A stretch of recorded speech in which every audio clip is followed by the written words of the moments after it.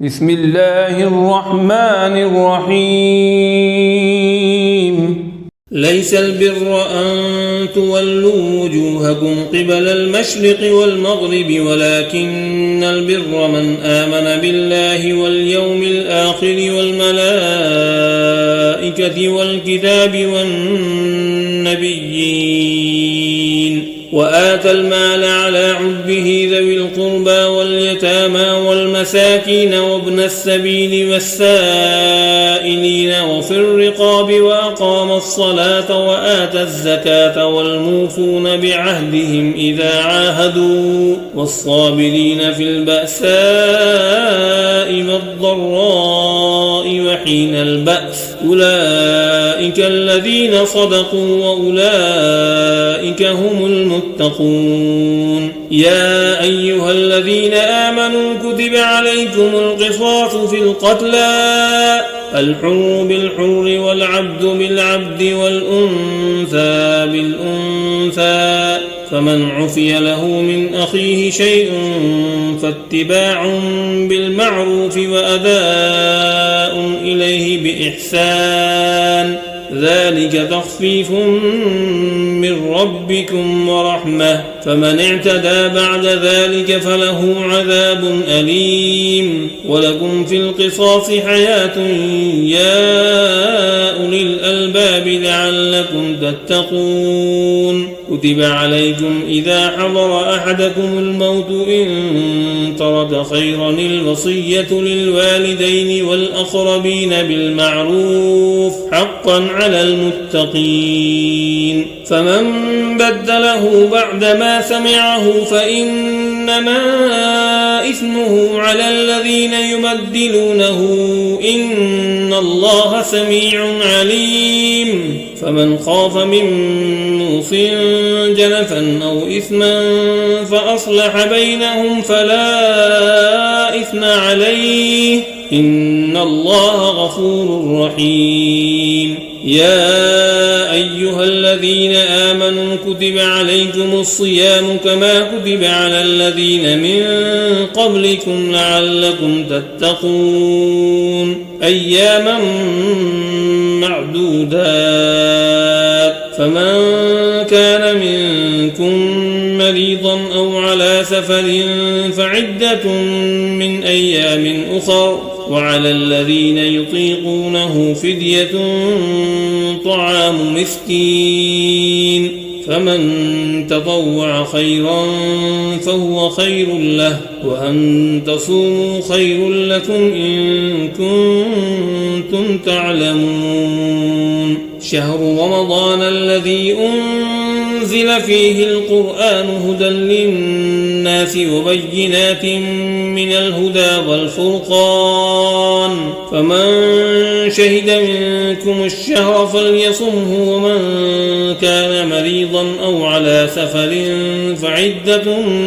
من أيام أخر يريد الله بكم اليسر ولا يريد بكم العسر ولتكملوا العدة ولتكبروا الله على ما هداكم ولعلكم تشكرون. وإذا سألك عبادي عني فإني قريب أجيب دعوة الداعي إذا دعاني فليستجيبوا لي وليؤمنوا بي لعلهم يرشدون. أحل لكم ليلة الصيام الرفث إلى نسائكم هن لباس لكم وأنتم لباس لهن علم الله أنكم كنتم تختانون أنفسكم فتاب عليكم وعفى عنكم فالآن باشروهن وابتغوا ما كتب الله لكم وكلوا واشربوا حتى يتبين لكم الخيط الأبيض من الخيط الأسود من الفجر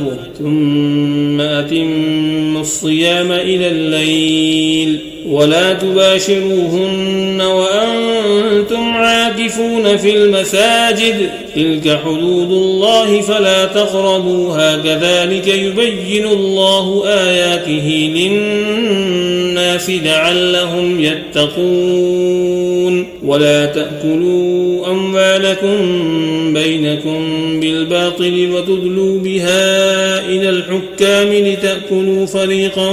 من أموال الناس بالإثم وأنتم تعلمون يسألونك عن الأهلة قل هي مواقيت للناس والحج وليس البر بأن تأتوا البيوت من ظهورها ولكن البر من اتقى وأتوا البيوت من أبوابها واتقوا الله لعلكم تفلحون وقاتلوا في سبيل الله الذين يقاتلونكم ولا تعتدوا إن الله لا يحب المعتدين واقتلوهم حيث ثقفتموهم وأخرجوهم من حيث أخرجوكم والفتنة أشد من القتل ولا تقاتلوهم عند المسجد الحرام حتى يقاتلوكم فيه فإن قاتلوكم فاقتلوهم كذلك جزاء الكافرين فإن انتهوا فإن الله غفور رحيم وقاتلوهم حتى لا تكون فتنة ويكون الدين لله فإن انتهوا فلا عدوان إلا على الظالمين الشهر الحرام بالشهر الحرام والحرمات قصاص فمن اعتدى عليكم فاعتدوا عليه بمثل ما اعتدى عليكم واتقوا الله واعلموا أن الله مع المتقين وأنفقوا في سبيل الله ولا تلقوا بأيديكم إلى التهلكة وأحسنوا إن الله يحب المحسنين وأتموا الحج والعمرة لله فإن أحصرتم فما استيسر من الهدي ولا تحلقوا رؤوسكم حتى يبلغ الهدي محله فمن كان منكم مريضا أو به أذى من رأسه ففدية من صيام أو صدقة أو نسك فإذا أمنتم فمن تمتع بالعمرة إلى الحج فما استيسر من الهدي فمن لم يجد فصيام 3 أيام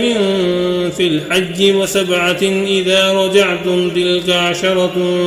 كاملة ذلك لمن لم يكن أهله حاضر المسجد الحرام واتقوا الله واعلموا أن الله شديد العقاب الحج أشهر معلومات فمن فرض فيهن الحج فلا رفث ولا فسوق ولا جدال في الحج وما تفعلوا من خير يعلمه الله وتزودوا فإن خير الزاد التقوى واتقون يا أولي الألباب ليس عليكم جناح أن تبتغوا فضلا من ربكم فإذا أفضتم من عرفات فاذكروا الله عند المشعر الحرام واذكروه كما هداكم وإن كنتم من قبله لمن الضالين ثم أفيضوا من حيث أفاض الناس واستغفروا الله إن الله غفور رحيم فإذا قضيتم مناسككم فاذكروا الله كذكركم آباءكم أو أشد ذكرا فمن الناس من يقول ربنا آتنا في الدنيا وما له في الآخرة من خلاق ومنهم من يقول ربنا آتنا في الدنيا حسنة وفي الآخرة حسنة وقنا عذاب النار أولئك لهم نصيب مما كسبوا والله سريع الحساب واذكروا الله في أيام معدودات فمن تعجل في يومين فلا إثم عليه ومن تأخر فلا إثم عليه لمن اتقى واتقوا الله واعلموا أنكم أنكم إليه تحشرون ومن الناس من يعجبك قوله في الحياة الدنيا ويشهد الله على ما في قلبه وهو ألد الخصام وإذا تولى سعى في الأرض ليفسد فيها ويهلك الحرث والنسل والله لا يحب الفساد وإذا قيل له اتق الله أخذته العزة بالإثم فحسبه جهنم ولبئس المهاد ومن الناس من يشري نفسه ابتغاء مرضات الله والله رؤوف بالعباد يا أيها الذين آمنوا ادخلوا في السلم كافة ولا تتبعوا خطوات الشيطان إنه لكم عدو مبين فإن زللتم من بعد ما جاءتكم البينات فاعلموا أن الله عزيز حكيم هل ينظرون إلا أن يأتيهم الله في ظلل من الغمام والملائكة وقضي الأمر وإلى الله ترجع الأمور